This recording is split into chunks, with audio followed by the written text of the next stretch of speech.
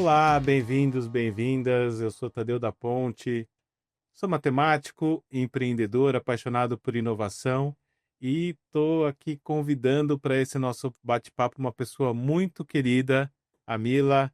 Mila, obrigado por ter aceito o meu convite, obrigado por estar aqui. Meu prazer. Eu estou muito feliz em estar aqui. Obrigada pelo convite.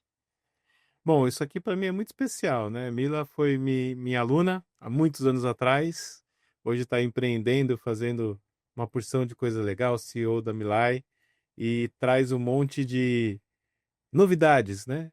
Conhecimentos da sua trajetória que passou por muita coisa, né, Mila? Conta um pouquinho pra gente. Sim, sim. Passei por muita coisa. Primeiramente, obrigada pelo convite. Eu voltei para o Brasil faz 1 ano e meio, né? Depois de ter saído do INSPER, me formado, fiz economia, tive aula com você, né? Aquelas aulas de cálculo maravilhosas. E acabei me formando em mestrado lá em Stanford, onde aprendi muita coisa sobre tecnologia e IA, né? Que Vale do Silício é um hub gigantesco de tecnologia. Então, as boas práticas, as não boas práticas, tudo isso foi muito efervescente. E acabei voltando para o Brasil recentemente, porque acho que o Brasil tem um mercado gigantesco, um potencial muito grande de aplicar não só IA no trabalho, mas também essa paixão de aprender coisas novas, né? Nossa cultura é muito assim. E então, assim, tudo que eu fiz aqui, por enquanto, são 3 startups, né? Tudo baseado em IA. O jeito que a gente recruta também é usando bastante skill set de IA e também aqueles soft skills, né. Então estou bem feliz em compartilhar um pouco mais sobre isso. Tadeu também, né, abriu umas empresas novas também de IA, umas startups, eu gostaria muito de saber um pouco mais também sobre isso. Sim, sim. Acho que ambos estamos num momento de pivotagem pessoal e de negócios, né? Começando novos negócios e a gente vai conversar bastante aqui. Mila, você viveu lá no Vale do Silício, né? Entre Stanford e empresas de tecnologia, que são pontos de convergência de desenvolvimento de inovação, mas também são empresas que moldaram muito cultura organizacional, né? São empresas que uma cultura coesa, forte, marcante, foram cruciais para a definição do negócio, né? Conta um pouquinho como é que era a cultura, assim, nos ambientes de trabalho, o que que você viu, assim, nessa parte até aqui.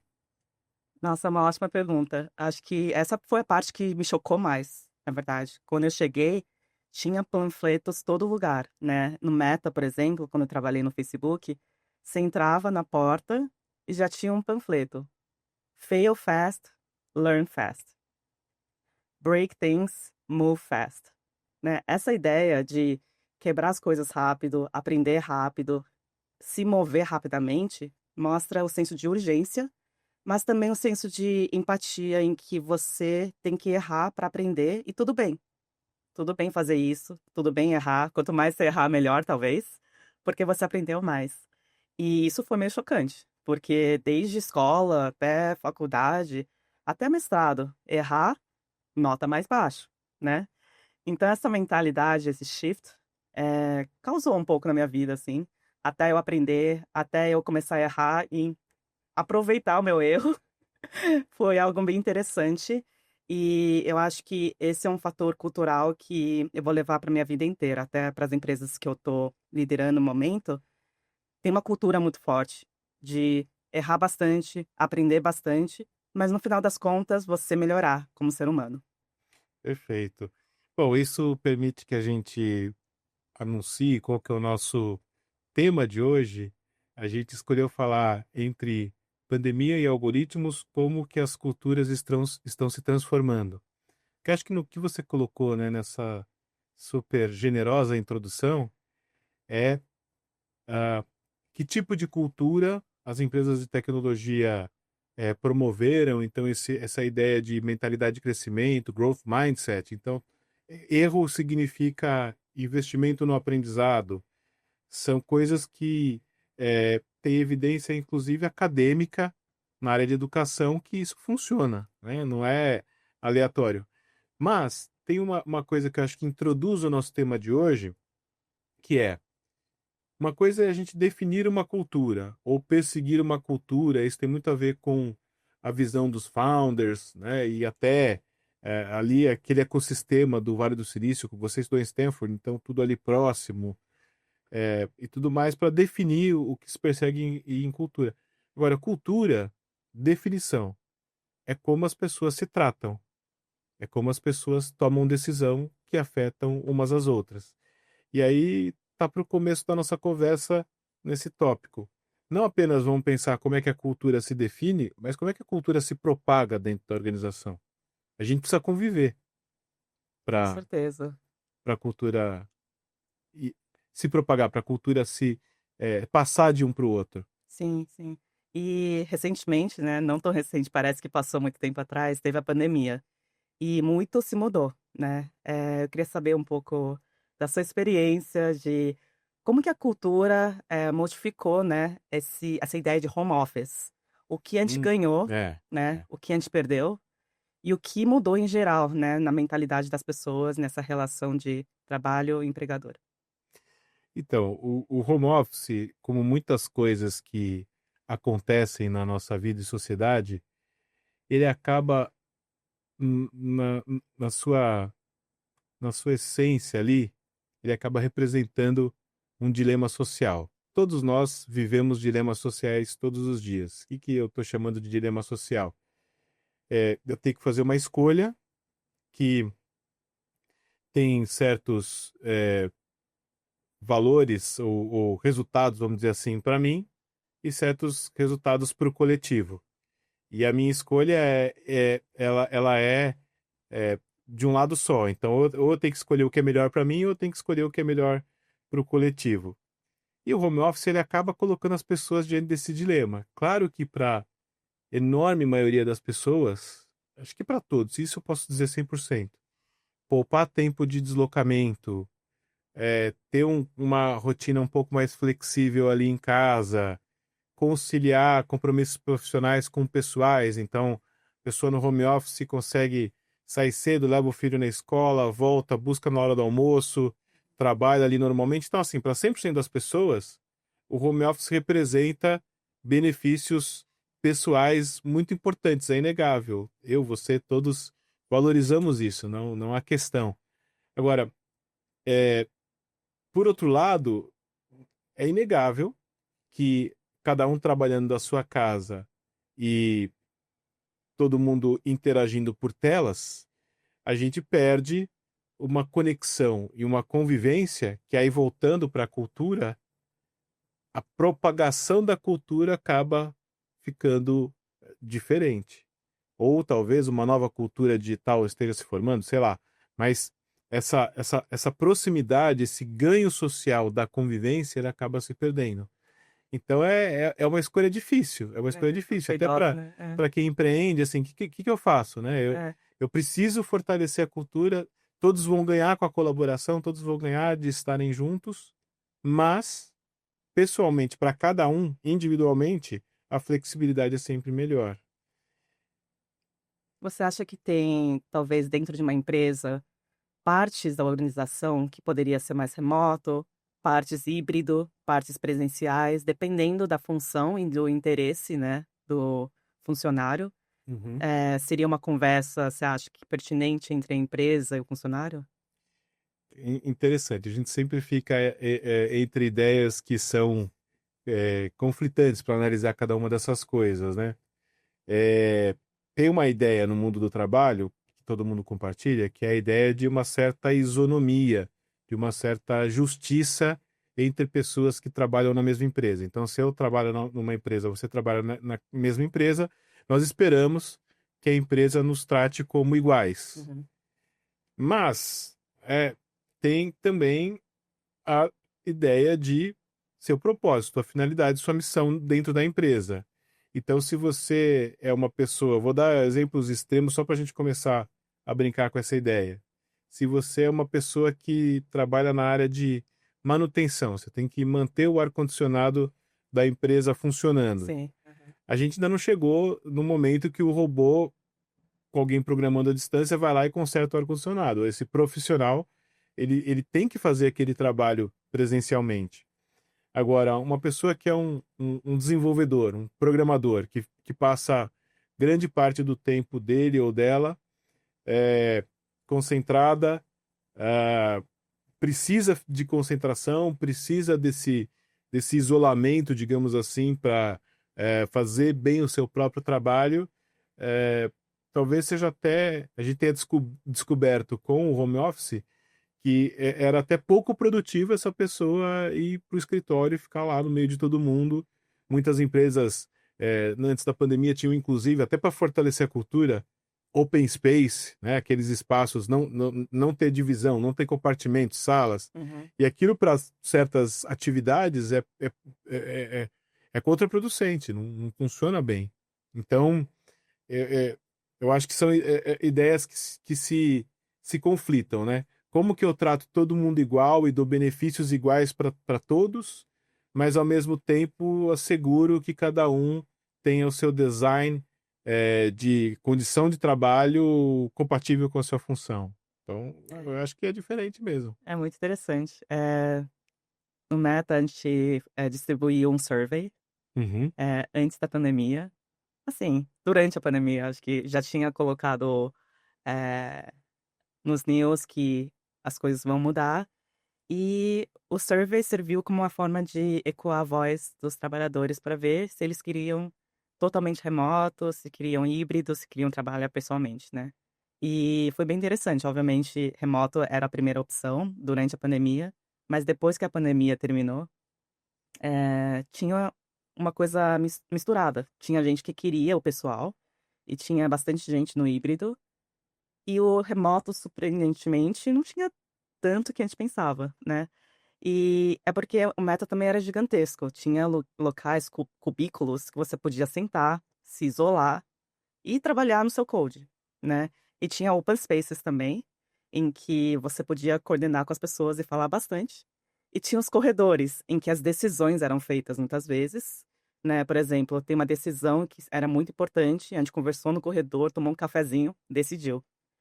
Então é muito importante, pensar nessas dimensões, tanto decisão, né, de curto ou longo prazo da empresa, como concentração, produtividade, e também essa questão de social, né, de você ter uma amizade, ter uma cultura na empresa, para não se perder. É uma coisa bem interessante isso. é. Eu acho que trazendo um aspecto geracional também, né? Esses vínculos, bonds que as pessoas acabam fazendo, eu acho que é completamente diferente no home office. E as novas gerações, os jovens chegando no mercado de trabalho, já apresentam uma premissa ali mais fluida. Não é mais a premissa de que eu vou entrar numa empresa e vou ficar muito tempo naquela empresa, ela praticamente não é compartilhada entre os jovens. Já a geração, a partir da Y, inclusive, Z, então nem se fala, tem uma coisa muito mais fluida com o trabalho. Eu percebo as conexões muito mais pessoais, especialmente falando de efeito da pandemia, né? Na pandemia, as pessoas se aproximaram mais de seus amigos remotamente, porque ficou todo mundo isolado e os jovens com muita facilidade de se conectar digitalmente, os Discords da vida, você usa esses canais É, para se conectar com quem você gosta. Então, se eu estou nessa empresa e amanhã eu saio dela e vou para outra, se a minha rede de relacionamento são os meus amigos pessoais, eu não vou perder ao sair dessa empresa. Então, e aí, pensando, né, nos efeitos e comportamentos da geração anterior, eu que, maior parte da minha carreira, trabalhei presencialmente, né, inclusive que por 15 anos fui inclusive professor lá no INSPER, onde nos conhecemos. sim. Não existia, naquela época, nem passava pela ideia da aula remota, É. né? Mesmo hoje, numa instituição como o INSPER, a aula é presencial. É, e aí, o que que aconteceu? Muitos dos amigos que eu tenho, ex-alunas queridas como você, eu conheci presencialmente, eu criei vínculo presencialmente. Uhum. E aí, quando a pessoa hoje pula de um trabalho para o outro, home office, né, trabalha para uma empresa de uma cidade diferente, inclusive hoje para outra amanhã, esse vínculo ele acaba sendo menor. E eu acho que isso eh, tem um pouco a ver com turnover, inclusive, né? A gente vê uma tendência de, de, de turnover aumentando nas empresas ao longo do tempo, não de maneira uniforme, mas especialmente eh, naqueles casos em que você tem talentos na empresa, você tem pessoas que são valiosas, né? As empresas estão perdendo mais talentos do que perdiam no passado. Faz sentido? Você percebe esse movimento? Esse movimento de turnover, para mim depende da indústria no momento. Sim, Tem bastante turnover em retail, por exemplo, bastante em, tech até, porque tem mais opções, né. Não tem só na época só tinha Google, Microsoft, agora tem muitos startups, muitos outras opções, né, de empresas que estão, realmente fazendo uma diferença gigante. E acho que com esse mundo de IA também, tem mais essa democratização, né, em que você pode abrir sua empresa. Você poderia sair de uma empresa e abrir seu próprio negócio, porque IA democratizou coding, por exemplo, né. E é um paradoxo. É algo, assim, muito interessante. Mas o turnover acho que tem vários fatores, né. Indústria, o fato da IA ter aumentado bastante, são eh, dinamismos da economia, que eu diria, que está afetando também esse turnover. a gente passou por coisas, né? O quiet quitting, muitos fenômenos que ganharam inclusive nomes novos porque não existia É, anteriormente, né? exatamente. Agora, em resumo, Mila, eh, como que você vê a questão de produção, produtividade e conexão? A gente tem um- uma oposição, um paradoxo aí também? É, parece que eles são opostas, né. Mas dá para ser produtivo e ter conexão com as pessoas. Eu acho que é possível, mas também depende muito dos 2 lados, tanto da empresa quanto do funcionário, em querer manter algo assim. Por exemplo, quando teve essa era de remoto, né, tinha bastante meetings que era só literalmente a gente abrir o computador e trabalhar juntos, e criar uma conexão, né. Ou fazer meetings que era só exatamente para conhecer um ou outro. Sim, não tem aquela proximidade do ser humano, porém é um proxy, né, é algo intermediário. Mas também se você tiver, um ambiente híbrido em que você possa casar momentos de produtividade, por exemplo, coding de segunda a quarta e quinta e sexta venho para o escritório me socializar, conhecer, fazer meetings pessoais. Então dá para balancear um pouco, né. É aquela ideia, no mundo mais próximo nosso, eh eu tenho que sempre comer verduras todo dia ou de vez em quando eu posso comer um pouquinho de carne, doces, outras coisas? Acho que dá para balancear, né, a sua dieta, nesse caso. Eu acho que é algo que a empresa e o trabalhador têm que se alinhar, tem que ter uma estrutura. Se não tiver estrutura, não tiver guidelines, aí vira uma bagunça, né. Então acho que balancear isso é muito importante, né. Agora, movendo um pouco para o nosso tópico aqui da pandemia, os algoritmos, né, as coisas que estão Sim. transformando as culturas organizacionais. É, se a gente colocar em perspectiva o que nos trouxe até aqui nas organizações, eu acho que tem dois choques importantes. Um que a gente está falando até agora, que é a pandemia a consequência da pandemia, ou seja, o afastamento do trabalho presencial, todo mundo experimentar esse gostinho de ter um pouquinho mais de tempo economizado na rotina com transporte, coisas que não precisa, todo mundo conhecer os benefícios do home office e isso aí, assim, afeta as dinâmicas de trabalho. Com certeza. Tem outro lado também, não dá para dizer que as organizações não perceberam o quanto cada assento num prédio físico custa. Então, as estruturas físicas das empresas também foram dimensionadas para ficarem mais enxutas, não ter todo mundo todo dia representa economia. Acho que os dois lados têm benefícios com isso, mas, né, como efeito que a gente estava dizendo até aqui, que a, a propagação da cultura, você pode fazer essas coisas, vamos abrir a tela e conversar e tal, mas é tudo, assim, coisas não nativas, não naturais. Você está convivendo presencialmente no dia a dia, como você falou na meta nos corredores. Você vai tomar um café, você encontra com outra pessoa no café aleatoriamente, by chance, e dali sai uma ideia, dali sai um vínculo, dali sai alguma coisa que, assim, vamos marcar de entrar na videoconferência para fazer. Não é igual, não é a mesma coisa. Mas aí a gente mal estava entendendo como é que isso aí se processava, veio o hype da IA, que Sim. também é outro, né, você está empreendendo, inovando com IA, é algo que você, assim como eu, está pensando todos os dias, como é que é esse negócio. Então, como é que você, na sua perspectiva, enxerga, né, esse movimento para as empresas, especialmente para inovação de home office, um choque, uma onda nas culturas organizacionais e agora a IA, e a IA a gente é difícil de analisar o que a gente está É, vivendo. É mais sim. fácil falar da pandemia que já foi, né? A IA a gente está no olho do furacão.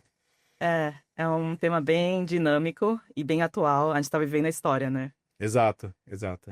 Eu quero ouvir muito sobre isso, por sua parte, mas a minha perspectiva é que IA aumentou muito aquele lado da produtividade, né? É como se fosse o time do remoto, para mim. Aumentou a produtividade, todo mundo poderia codificar de alguma forma, alguém poderia criar um aplicativo só com a voz, por exemplo, e isso aumentou muito o lado, da eficiência, né? Low cost para atingir algum objetivo. Porém, a IA também eh, abriu caminhos e vagas de emprego que a gente nem sabe que vai existir em 2030, né? Eles falam que 80% das vagas a gente nem sabe que vai existir. Quando a gente era mais jovem, data science, engineer architect, essas coisas a gente nem pensava muito, porque não existia. AI motion designer vai ser uma das vagas que talvez vão ter no futuro ou agora já. Então, essa quantidade de 80% de vagas que não existem em 2030 é um número chocante, assim, para mim. Então, acho que a IA está modificando esse aspecto de vagas diferentes que nem ninguém sabe que existe, mas que o momento de agora é importante as pessoas começarem a entender mais sobre IA, colocar a mão na massa, colocar o pezinho na água para testar se realmente isso é algo que ela gosta, te beneficia no seu dia a dia. Muitas pessoas perguntam, né, como que eu começo com IA? Primeiro, começa com algum tema que você ama, né? Eu gosto de cozinhar, comida italiana, por exemplo. Acho que Tadeu gosta muito disso. E talvez fazer receitas italianas no começo, só para você entender como que algo que você é apaixonado por é mais fácil de aprender, né? Então, eu acho que IA está começando a entrar no mercado de trabalho de cada um de vocês, cada um de nós. Porém, a speeds diferentes, a velocidade diferente para cada um. Empresas um pouco mais rápido e pessoas do dia a dia um pouquinho mais devagar. E isso é muito comum em qualquer tecnologia, né? Quando o computador veio, celular veio, Excel, tudo isso foi assim: empresa primeiro e depois o resto da população. Mas sabendo dessa estatística, 2030 não é tão longe de 2025, 2026. Então é bem interessante a gente começar a pensar em capacitação, skilling, né, reskilling, né? E todos esses fatores que eu acho que o paradoxo aqui é como a empresa poderá ajudar o funcionário a se capacitar de uma forma mais natural possível, né? Ah, eu faço esse task, eu faço esse trabalho. Ah, vamos fazer um pouquinho mais rápido? Passo a passo, né?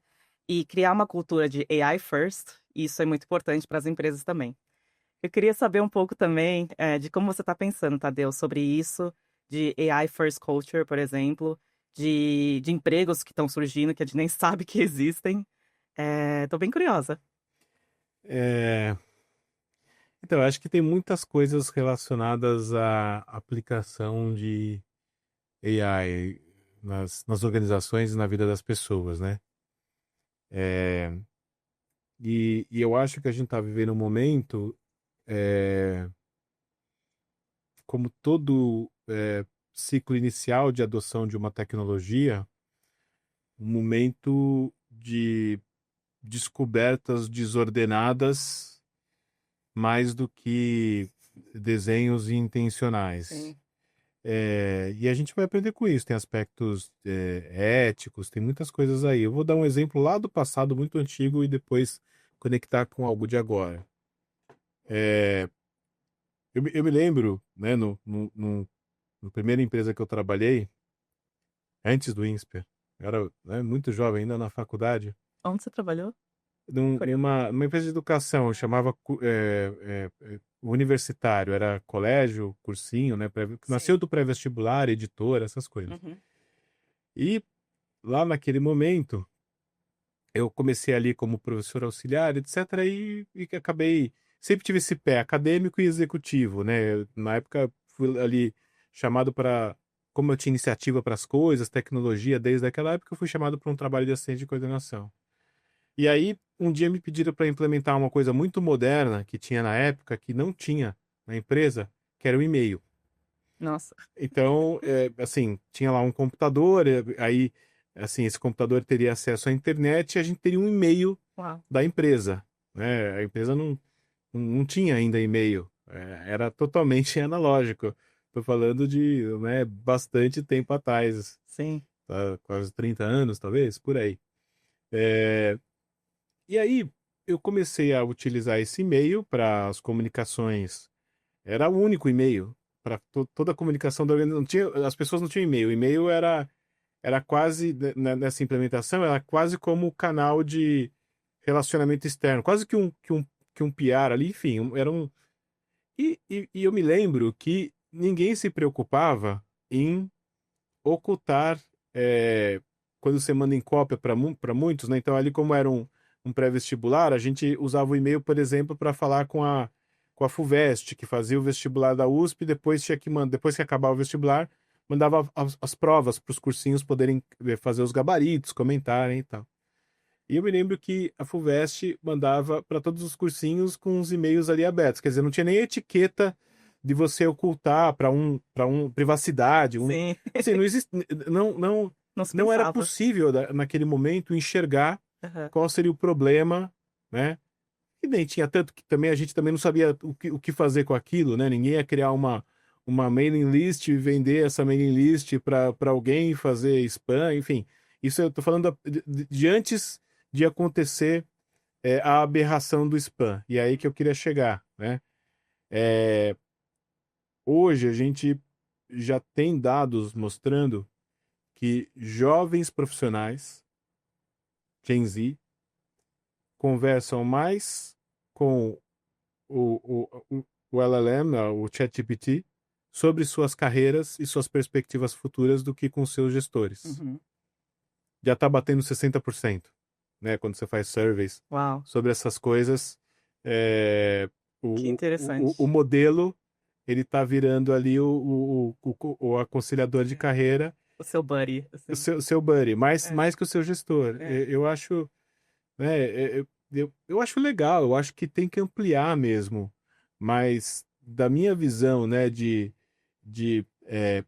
empreendedor, né, muitos anos executivo, mas também de educador, eu sempre tive essa conexão com os meus times, com as minhas. Para mim, pessoalmente, imaginar que. Dá até ciúme. A pessoa prefere falar com o ChatGPT do que comigo para explorar a possibilidade de crescimento, futuro carreira, sendo que, se alguém me perguntar, você vive do quê? O que faz você respirar? É inovação e desenvolver pessoas, é isso que eu gosto. Então, assim, poxa, será que eu não vou conseguir mais realizar, né, esse lado? Porque a IA será que vai ter uma aberração, né, o exemplo que eu dei do e-mail para o spam? Sim. Será que vai ter alguma aberração na convivência? Porque, e aí tem algumas questões que são muito boas, muito interessantes no desenvolvimento da tecnologia, e eu, como você sabe, né, nesse doutorado agora que eu estou cursando inteligência artificial aplicada, é, é legal que o modelo consiga adaptar a Mila a maneira como ela prefere conversar, como ela prefere aprender, para tornar esse aprendizado e o que a Mila busca mais eficiente, mais personalizado para ela. Mas quando a gente começa a perceber a capacidade que os modelos já têm de detectar processos cognitivos, emoções, preferências, e assim, para muitas pessoas pode se tornar uma coisa bastante intensa, quase que viciante, porque Uhum. o modelo ele gruda tanto no como o seu cérebro funciona, como suas emoções funcionam, e se adapta tanto àquilo que ele talvez consiga ser mais do que um best friend, uma coisa ali que realmente vai ficar muito, muito próxima. Lógico, né? Tô brincando até quase com uma distopia. Mas o dado tá aí. Mais de Sim, 60% dos jovens preferem eh, promptar sobre suas carreiras futuras do que sim, falar sim. com seus gestores. Não, os dados são claros, né? Então, imagina não só empregador e funcionário, etc. Imagina futuramente nossos filhos, né? Falar mais com o ChatGPT do que a gente. E como o modelo é adaptativo, né? Vai ter bastante momentos que eles vão falar: olha, você tá certo, você tem razão, você tem várias coisas, né? Dependendo de quanto de feedback você gosta de receber. E se tiver, no outro lado, uma pessoa que fala: "Na verdade, você não está certo", né, esse conflito do que eu aprendi no ChatGPT com o que o meu gestor, meus pais, a autoridade fala, talvez tenha um conflito ainda maior se a pessoa não tivesse conversado com a máquina que adaptou aos interesses da pessoa, né. E isso também tem bastante casos em que o funcionário pesquisou algumas coisas e o ChatGPT ou o Claude falou várias coisas, mas era um documento antigo de leis trabalhistas, né. E ano passado mudou, só que o modelo não adaptou a isso. Então virou um caso de trabalho, de caso trabalhista. Sendo que o empregador estava correto, porque o modelo não captou essas leis trabalhistas que mudaram com a pandemia, etc. Então foi muito interessante, né, esse caso de embate entre o que o modelo sugere e o que realidade é, muitas vezes. Então acho que é uma algo que vai ter bastante casos assim, não só no contexto de trabalho, mas também no contexto do dia a dia de uma criança com o pai, de um estudante com o professor, em que o professor fala que: "Ah, é XYZ", mas o modelo me falou isso. Ele que tá certo, não é você, professor. Então, assim, vai ter esse paradoxo, esse embate muito já tá acontecendo e eu acho que já vai exponenciar logo, logo.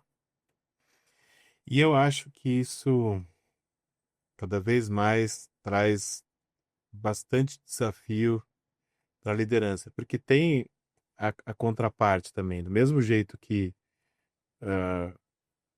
existe esse dado, aos jovens é preferível falar com o ChatGPT do que com seus chefes, que eles poderiam confiar para aconselhamento, etc. A liderança também está exposta a essas tecnologias. Lógico, tem diferença de velocidade de adoção e de aprendizado com aquilo, etc. Mas, para a liderança, você também tem esse efeito de o que o chat te entrega ali, o modelo te entrega, além de muito rápido, preciso, correto, um pouco bajulador, Uhum, é, às vezes apresenta ali o que você está pedindo e você trabalhar com pessoas que questionam, que não entendem, que fazem errado, e aí volta lá no começo da nossa conversa, na cultura que valoriza o erro enquanto aprendizado, enfim.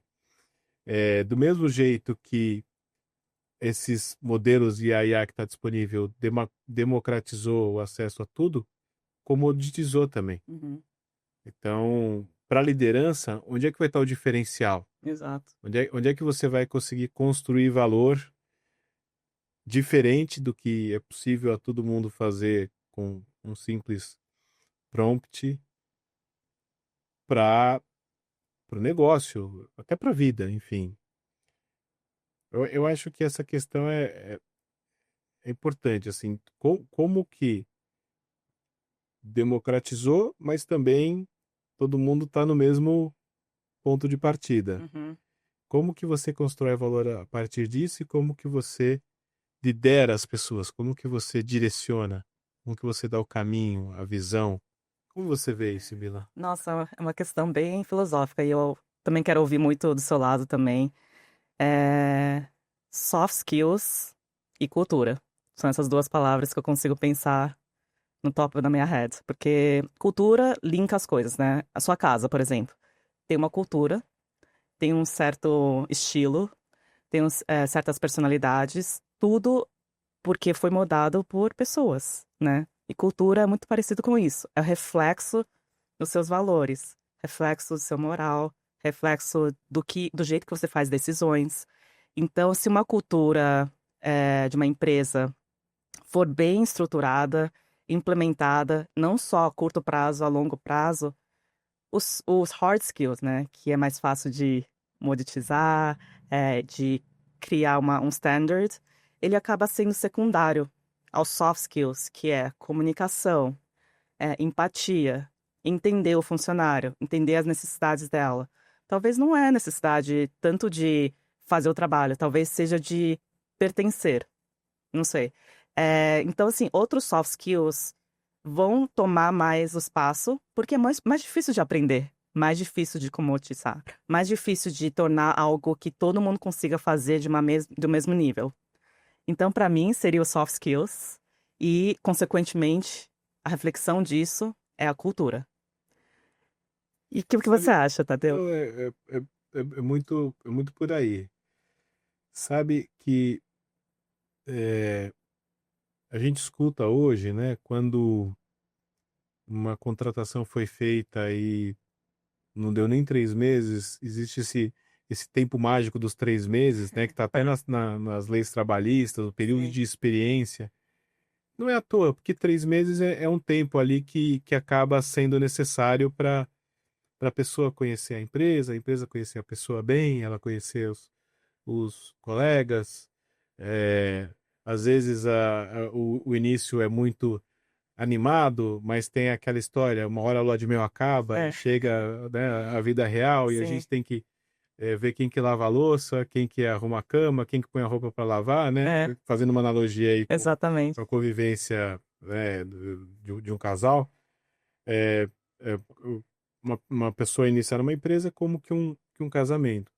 E, e atualmente, assim, eu não me lembro recentemente de alguém dizer assim, olha, a pessoa não passou do período de experiência porque, puxa, ela não conseguia resolver o problema, é, ou então era a personalidade dela, que era muito assim, muito assado, que já foram explicações do passado, né? Assim, antigamente a pessoa entrava na empresa para ser demitida no período de experiência, ou a pessoa sair, não dar conta do recado, não conseguir, né, não ter conhecimento. Não foi, o conhecimento era determinante, o É, domínio, sim. mais do que conhecimento, o domínio técnico era determinante. Aham.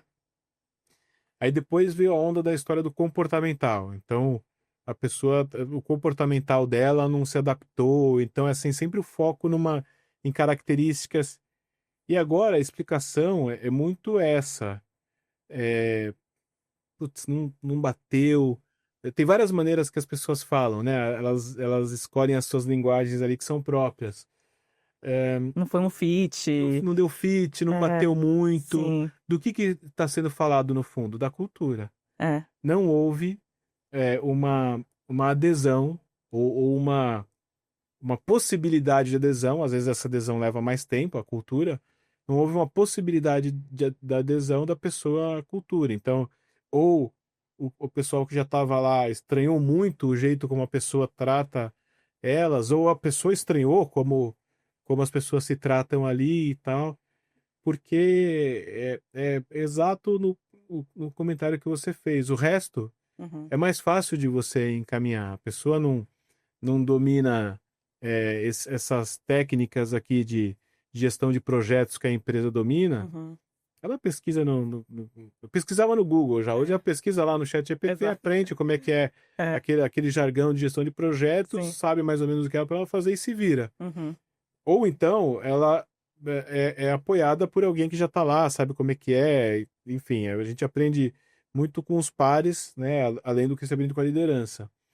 Mas se a cultura não bate, esse canal ele se fecha.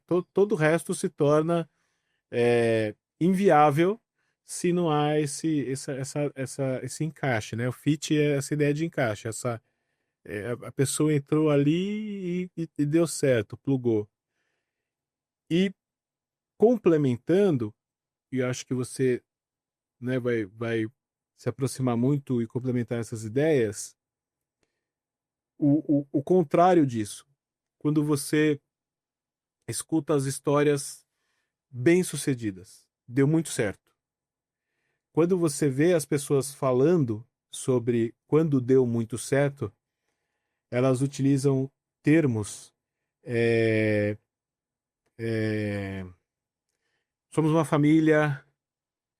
Não, as pessoas lá, assim, parece que eu já as conhecia há muito tempo. Uhum. Então, é essa linguagem de família, Uhum. de pertencimento, né? O pertencimento, como se fosse família, ele acaba passando pelo jeito como as pessoas descrevem quando deu muito certo. Tanto do lado da organização e de quem recebe, quanto de quem chega. Então, já faz parte da família. O pessoal que É, está recebendo já faz parte da sim, família sim. primeira escolha, já faz parte da família Etiar Colabá, enfim. Exato, é. Porque a pessoa entrou ali e parece que aquilo Uma luva, assim, que é caiu. É. exatamente o encaixe perfeito, assim. Não tá. É o irmão e irmã que eu não escolhi. Que na verdade eu escolhi. Que eu escolhi, É, exatamente. que legal. Nossa, é exatamente isso. Eu acho que cultura hoje em dia as pessoas não chegaram a colocar um nome, mas essa ideia de soft skills, todas as coisas de pertencer. é, E a cultura, a palavra, em geral, foi usada muitas vezes na história. Mas esse momento de agora, com a IA, com os hard skills sendo muito fáceis de comoditizar e também deixar democratizado para todo mundo, a palavra cultura vai ter muito mais peso, né? E acho que a gente precisa ter mais conversas assim, como a gente está fazendo agora, de, de fazer com que a cultura seja aberta para entender os componentes da cultura. Por que a gente coloca o nome cultura? Porque é o reflexo, né, de tudo que é o ser humano dentro de uma empresa em que todo mundo se sinta talvez uma família, né? E isso tem vários componentes que a gente tenta não pensar muito sobre, porque nunca foi o protagonista, nunca foi a coisa mais importante de uma empresa. Mas hoje em dia, a gente, pelo menos o que a gente está conversando aqui, parece ser o componente mais importante para ser o diferencial de uma empresa comparada a outra, para diminuir turnover, para também aumentar a qualidade do seu trabalho. Cada dia mais tem empresas menores em que cria talvez essa possibilidade de criar uma cultura muito mais próxima, né? A tendência no mercado é ter empresas de 2, 3, 4, até 10 pessoas. Os tiny Os teams. tiny teams, né? E isso ajuda você a criar uma cultura de uma forma muito mais orgânica, né? Comparado com uma empresa de 10 mil, 100 mil, etc. Então, queria saber um pouco, assim, do que HR Collab, por exemplo, quais potenciais áreas que a empresa em si toca, que tipo de serviços, que tipo de ajuda, né, que a HR Collab ajuda nesse momento da história da relação trabalho-empregador, que é tão importante que eu gostaria de saber, na verdade, eu estou curiosa. Sim. Então, essa camada mais profunda da cultura, as pessoas atingem ao discutirem. Eu acho que uma coisa para a gente fechar esse ponto, né? É, como é que talvez individualmente cada um possa, né? Talvez tenha algum founder ou CEO de uma startup escutando a gente e com o ponto da cultura na cabeça. O que que eu posso dar de dica? Orientação é muito forte. Dica. É, Às vezes eu gosto da ideia de a gente pegar um pensamento colocar ele na nossa frente e analisar. É um exercício metacognitivo, né? Uma imagem para fazer um exercício metacognitivo. E como que a gente pode chegar em aspectos da cultura a partir desse exercício?